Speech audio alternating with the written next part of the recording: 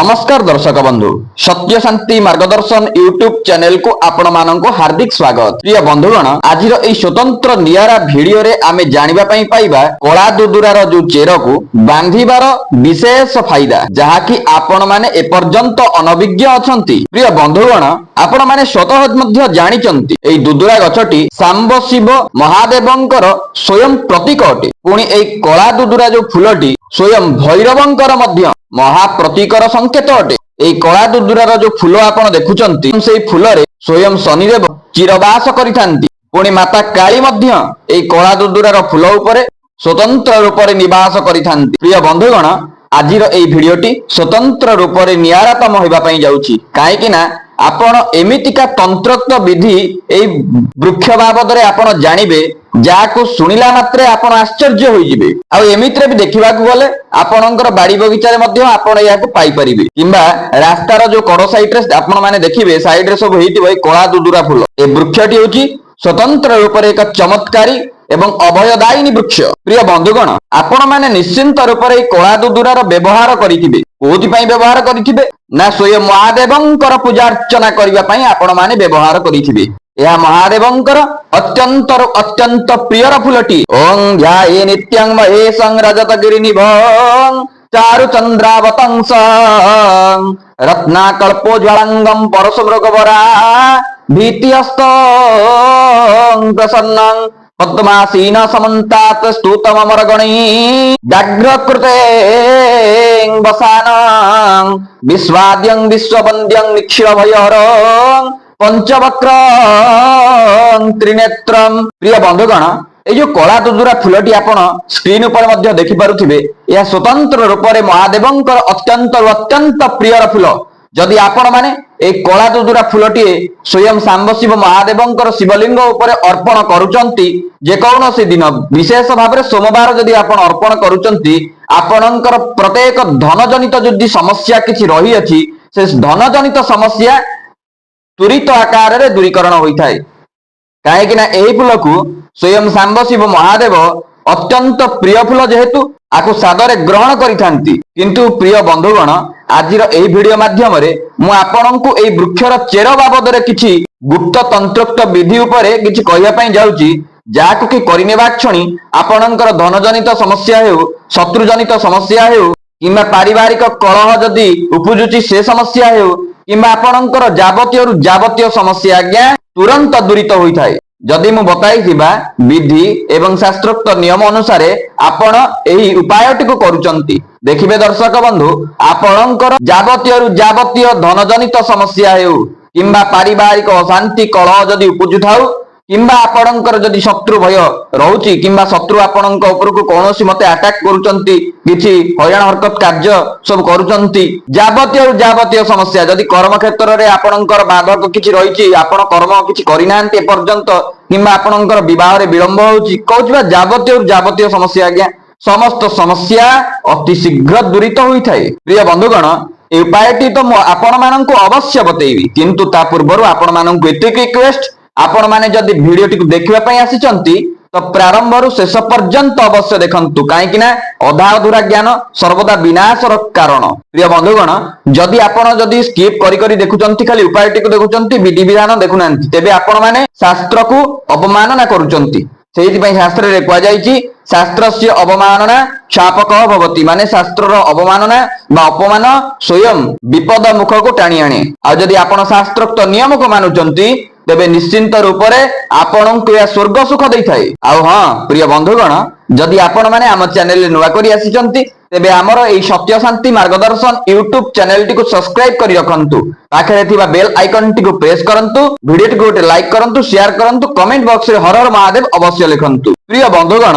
ए जो कला दुदुरा आपण देखुचंती ए कला दुदुराटी हेउची स्वतंत्र रूप से शिव शक्तिर एक अपूर्व संयोग। प्रिय बंधुगण आपण माने जो अन्यतम सब वृक्ष देखुथिबे तन्मध्यरु ए जो कला दुदुरा ଫୁଲଟିଏ ଇଏ ସ୍ୱତନ୍ତ୍ର, ଏହା ହେଉଛି ଅସାଧାରଣ, ସାଧାରଣ ନୁହେଁ ଅସାଧାରଣ ପ୍ରତିଭାର ବୃକ୍ଷଟିଏ। ଏହାର ଚମତ୍କାରିତା ଗୁଣ, ଏହାର ବ୍ୟବହାର କରାଯାଉଥିବା ଯୋଉ ବ୍ଲାକ୍ ମ୍ୟାଜିକ, ଅନ୍ୟାନ୍ୟ ଶାସ୍ତ୍ରୋକ୍ତ ବୈଦିକ ବିଧି, ଏସବୁ ପାଇଁ এই ବୃକ୍ଷଟି ହେଉଛି ଅତ୍ୟନ୍ତରୁ ଅତ୍ୟନ୍ତ ଅମୂଲ୍ୟ ରତ୍ନର ବୃକ୍ଷଟି। ଆଉ ଏହାର ଏଇ ଯୋଉ ଉପାୟଟି ମୁଁ ଆପଣଙ୍କୁ କହିବା ପାଇଁ ଯାଉଛି, ଯଦି ଆପଣ ଏହାକୁ ବିଧିମତେ କରୁଛନ୍ତି ତ ନିଶ୍ଚିନ୍ତରୁ ନିଶ୍ଚିନ୍ତତର 100% ଆଜ୍ଞା ଆପଣଙ୍କର ଯାବତୀୟରୁ ଯାବତୀୟ ସମସ୍ୟା ଅବଶ୍ୟ ଦୂରୀଭୂତ ହୋଇଥାଏ। ଆଉ ଏହାର ଫାଇଦା ଆପଣ ଜାଣି ସାରିଲା ପରେ ଏହି ଗଛର ଚେରକୁ ବାନ୍ଧିବାକୁ ଆରମ୍ଭ କରିଦେବେ ଆପଣ ତତ୍କ୍ଷଣାତ୍। ପ୍ରିୟ ବନ୍ଧୁଗଣ, ବନସ୍ପତି ଶାସ୍ତ୍ର ଅନୁସାରେ କଳା ଦୁଦୁରାର ମହତ୍ତ୍ୱତା ଅତ୍ୟଧିକ ବୋଲି ମାନା ଯାଇଥାଏ।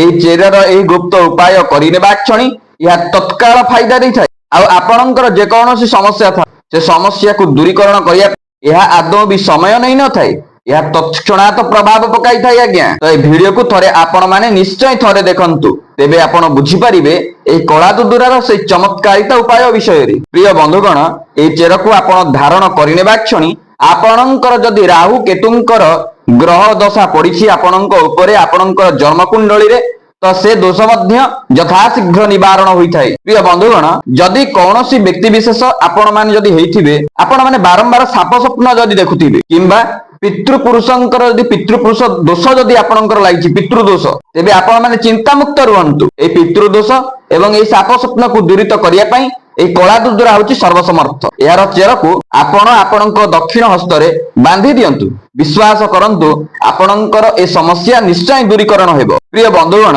ଯେଉଁମାନେ ନକାରାତ୍ମକ ଶକ୍ତି ଉର୍ଜାକୁ ନେଇ ଡରୁଛନ୍ତି କିମ୍ବା ଆପଣମାନଙ୍କୁ କୌଣସି ନକାରାତ୍ମକ ଶକ୍ତିର ଉର୍ଜା ହଇରାଣ ହରକତ କରୁଛନ୍ତି, ତ ଆପଣ ସେ ଚିନ୍ତାରୁ ମଧ୍ୟ ଦୂରୀକରଣ କରିବା ପାଇଁ এই କଳା ଦୁଦୁରା ଚେରକୁ ସ୍ୱତଃ ରୂପରେ ଆପଣ ବ୍ୟବହାର କରିପାରିବେ। ଆପଣ କଣ କରନ୍ତୁ, କଳା ଦୁଦୁରାର ଚେରକୁ ନିଅନ୍ତୁ ଏବଂ ତାକୁ କଳା କପଡାରେ ହାଲକାରେ ବାନ୍ଧି ଦିଅନ୍ତୁ।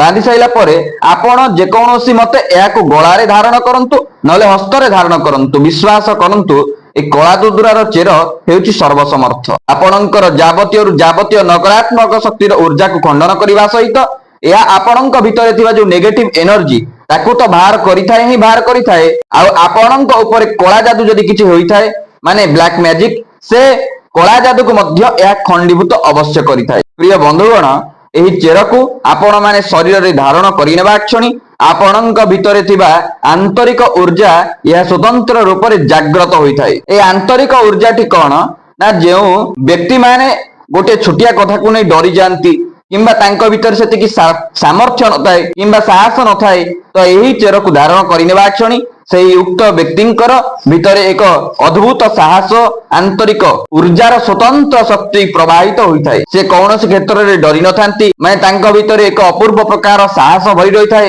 ଏମିତିକା ଆନ୍ତରିକ ଉର୍ଜା ତାଙ୍କର ଶରୀରରେ ସ୍ୱତଃ ଜାଗ୍ରତ ହୋଇଥାଏ। ଆଉ ଯଦି ଆପଣଙ୍କ ଶରୀରରେ କିଛି ଆଧ୍ୟାତ୍ମିକ ଶକ୍ତିର ଉର୍ଜା କମ ଅଛି, ଆପଣ ମାନେ ଏ ଚିନ୍ତା ମଧ୍ୟ ଦୂରୀକରଣ କରିବା ପାଇଁ ଏହି କଳା ଦୁଦୁରାର ଚେରକୁ ଆପଣ ଯଦି ଆପଣଙ୍କ ଶରୀରରେ ଧାରଣ କରୁଛନ୍ତି, ଆପଣଙ୍କ ଭିତରେ ଏକ ଅଦ୍ଭୁତ ପ୍ରକାରର ଆଧ୍ୟାତ୍ମିକ ଶକ୍ତିର ଉର୍ଜା ସ୍ୱତଃ ରୂପରେ ସ୍ଫୁରଣ ହୋଇଥାଏ। ପ୍ରିୟ ବନ୍ଧୁଗଣ, ଆପଣ ମାନେ ଏବେ ଭାବୁଥିବେ ଯେ ଏହି କଳା ଦୁଦୁରାର ଚେର ଆମକୁ କେମିତି ରକ୍ଷା କରିଥାଏ।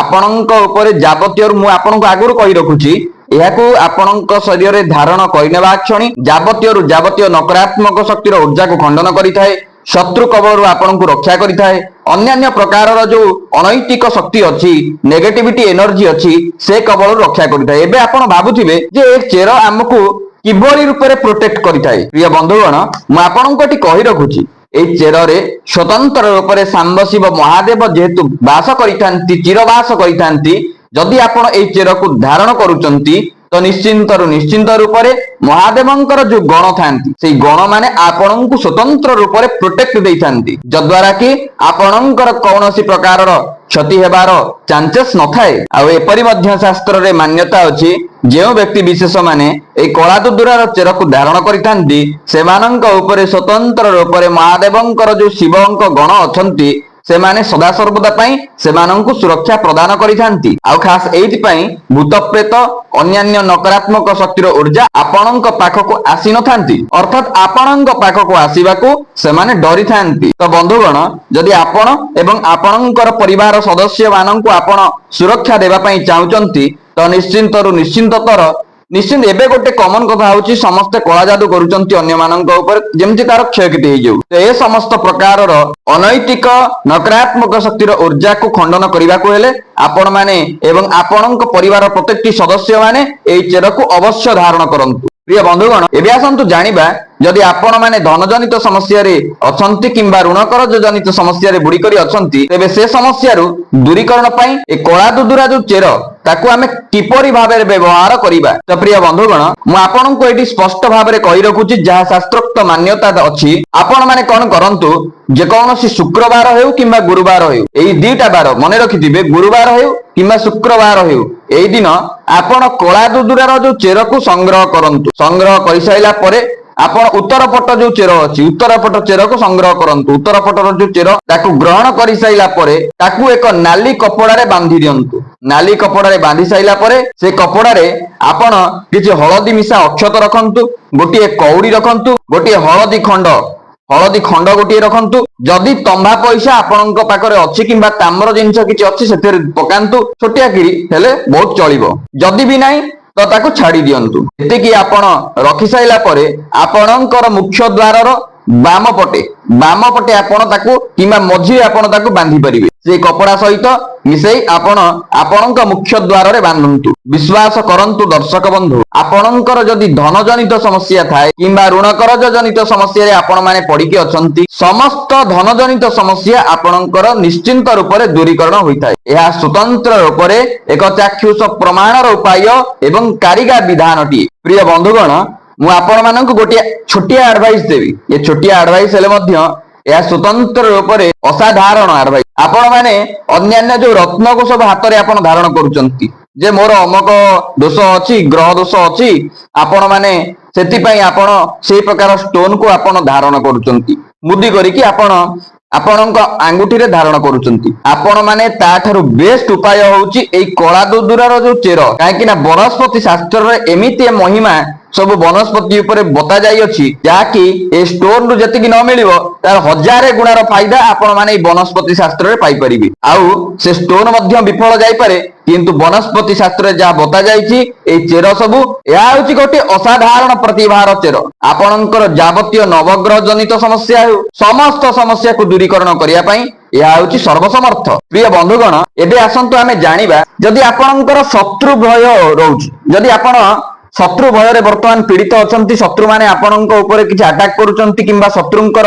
उपद्रव बढ़ुची तेबे आपण माने से समस्या को दूरीकरण करिया पई ए कळा दुदुरार जो चेर को आपण केमिति उपाय करिवे एवं केउ उपाय विधि विधान ताको धारण करिवे। तो प्रिय बंधुगण आपण माने कोन करंतु जे कौनसी सोमवार दिन म आपणक आउ थरे कहि रखुची जे कौनसी सोमवार दिन आपण माने ए कळा दुदुरार चेर टिके आपण ग्रहण करंतु। पूर्व पटर जो कळा दुदुरा चेर थाए से पूर्व पटर कळा दुदुरार चेर को आपण माने ग्रहण करंतु। ग्रहण करि साइला परे ताको भलि धोई दियंतु। धोई साइला परे आपण 5टी बेलपत्र सहित किछि जदि क्षीर थाए एक गड़ू क्षीर तेबे ताकू नै महादेवंक मंदिर को आपण जानतु एवं आपण माने कोन करिवे से 5टी बेलपत्र एवं क्षीर को अर्पण करंतु। कळा दुदुरा जो आपण चेर नैथिबे ताकू शिवलिंग रे टिके स्पर्श करि दियंतु। स्पर्श करिकि आपण घर को नै आसंतु। नै आसिला परे आपण ताकू कोन करिवे आपणक पूजा गृह रे रखंतु। 5 दिन पर्यंत पूजा गृह रे आपण ताकू स्थान दियंतु। स्थान देई साइला परे आपण प्रत्येक दिन से कळा दुदुरार